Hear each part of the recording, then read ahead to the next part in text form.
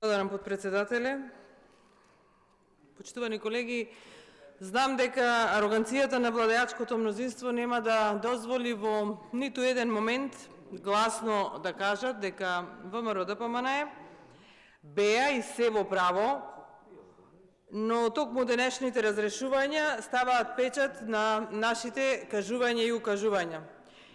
Имено прилично време баравме и укажувавме за тоа зошто е потребно укинување на техничката влада. Ги кажувавме аргументите зошто е потребно да нема повеќе техничка влада во Република Македонија и еве само на 10 дена по нејзиното формирање се пристапува кон нејзина реконструкција или заради интереси на поединци се предлага разрешување на само 20 министри од оваа техничка влада.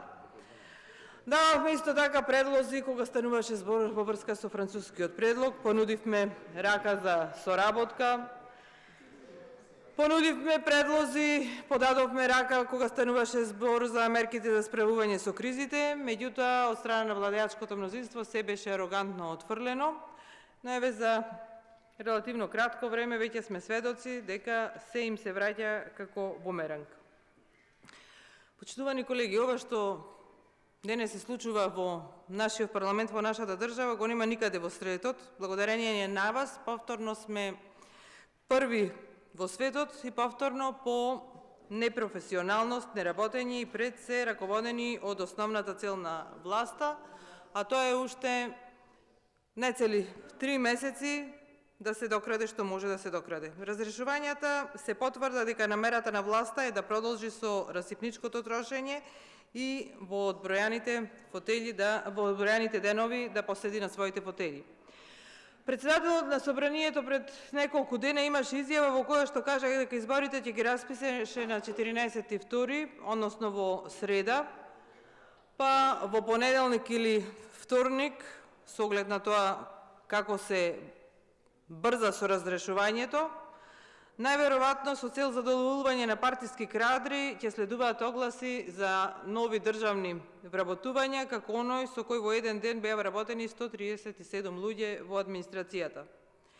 Затоа нема и ќе нема пари за студентите, за земјоделците, ќе нема пари за лекови за пациентите, ама СДС и ДУИ се убедени дека тоа им е сламката за спас.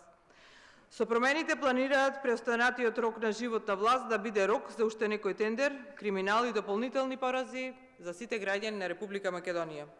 Се разрешуваат 20 министри, ама не и, например, заменичката министер за земјоделие, која не пред така долго време ги обвинуваше СДСМ и ДУИ за модуларната болница и велеше, цитирам: "И ние нема да дозволиме рециклирање и измами и нема да ги заборавиме починатите во пожарот."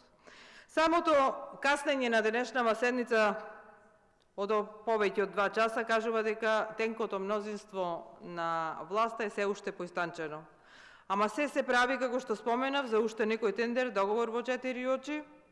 Веќе на секој човек во државава е јасно, оти тоа е приоритет на власта, а државата и нејзиното функционирање им се некаде во позадина, во нивните размислувања. Заради негрижата на Ковачевски и неговите соработници, кои цело време климаат со глава на се што ќе кажат ДУИ, веќе се уништено, односно се уништено во сите сфери на нашето општество. СДС и ДУИ ги претворија државните институции во подружници на нивните приватни фирми и фирмите на нивните блиски луѓе, трупаат милионски болници, а болните молат за лекови, учениците и во второто полугодие од учебната година се уште се без учебници, без книги, луѓе немаат храна, ги немаат основните намирници за задоволување на основните потреби за живот. А тие кои што се на власт, гледаме дека трупаат богатство. За жал, Алијанса на албанците, благодарение на нивни винни во наводници членови, приврзаници на ДУИ, веќе се распаѓа, возот им тргна надолу и токму денешното разрешување го потврдува тоа. Зошто го прават ова ДУИ и СДСМ? Заради тоа што сите анализи кажуваат, нивните математики велат дека Алијанса за албанците ја има решавачката улога за тоа кој од албанскиот блок ќе има победата на следните парламентарни избори. владеачката партија ДУИ или албанските партии на опозицијата. Ова што се случува, почитувани колеги, нема никакви европски вредности. Па затоа, колеги од мнозинството, веќе е смешно вашето секојдневно повторување на тоа дека сте европска коалиција, дека спроведувате европски политики, оти ваквото однесување во Европската Унија го нема. Така да, колку повеќе повторувате дека сте проевропски, дека сте проевропска коалиција, толку поголем револт предизвикувате кај граѓаните на Република Македонија. А резултатот ќе ви биде испорачен токму на 8 мај, кога овој револт ќе кулминира и од владеачкото мнозинство во моментов, луѓето кои што се на врвот нема да знаат кој каде да бега.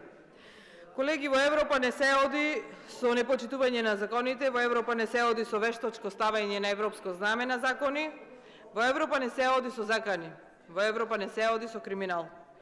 Министерството за здравство е едно од министерствата кои што за СДСМ во сите овие 7 години се покажа дека е министерство за политички пазар, или пак, како што велеше едно време министерот за правда Тупанчевски, едно од министерствата на пазар тројка. Знаете ли што правите? Си играте со најосетливото нешто, со здравието на луѓето, си играте со животите на луѓето. Знаете ли каков хаос дополнително ќе се предизвика во здравството во преостанативе месеци, во наредниве месеци? Зар мислите дека нешто може да се постигне со менување на министер на нецели 3 месеци до избори? И дали сте свесни што оваа измена ќе предизвика? И во своето излагање денес министерот за здравство го потврди тоа што ние како ВМРО-ДПМН го кажуваме. За жал сега не е тука во салата, меѓутоа сакам да му кажам дека многу касно му текна ова јавно да го каже, заради тоа што до денес и еве се уште е дел од оваа влада. И сето ова кој што денес јавно го изнесе, тој 11 месеци го премолчувал и давал свој придонес во овие расипнички политики во областа на здравството, а и во расипничкото работење на владата на Република Македонија. Тој кажа дека ДУИ ја води државата и тоа кажа дека е јавен срам за Социјалдемократскиот сојуз, односно се изрази со зборовите, тие се само извршители на ДУИ. Зошто СДСМ дозволивте да сте извршители на ДУИ, кажа министерот? Заради лични богатења и лични интереси на раководството и функционерите на СДСМ. Како и да е, техничката влада ќе биде хаосна влада, следува дополнителен хаос во здравството, останува народот да се моли на Господ да му е на помош во наредниве месеци. Почитувани колеги, почитувана јавност, това значи дека и случајот со онкологија ќе се заташка, заради тоа што единствен во владата кој што јавно повикуваше и кажуваше дека виновниците за случајот со онкологија имаат име и презиме и дека постојат докази за сето тоа, кои што и преку колешката Мизрахи беа поднесени во обвинителството. Единствен кој што тоа гласно го кажуваше беше министерот Меджити, со неговото заминување очигледно е дека и тоа што наводно се започна во обвинителството има време од 3 месеци да се заташка, како и за многите други работи, и повеќе да не се спомене, односно молк на сите страни. И за крај, техничкиот премиер, кој како председател на собрание тука на неколку пати или често ни споменуваше дека не го интересираат Facebook статуси, не го интересираат социјални мрежи, не чита Facebook статуси. Сега, во предлозите за разрешување, кажа дека овие предлози за разрешување се дел, односно последица на Facebook статус на господинот Таравари. Се ова што се случува со оваа власт нема никаква логика, а последиците ги трпат граѓаните на Република Македонија. Благодарам. Реплика Лидија Тасевска.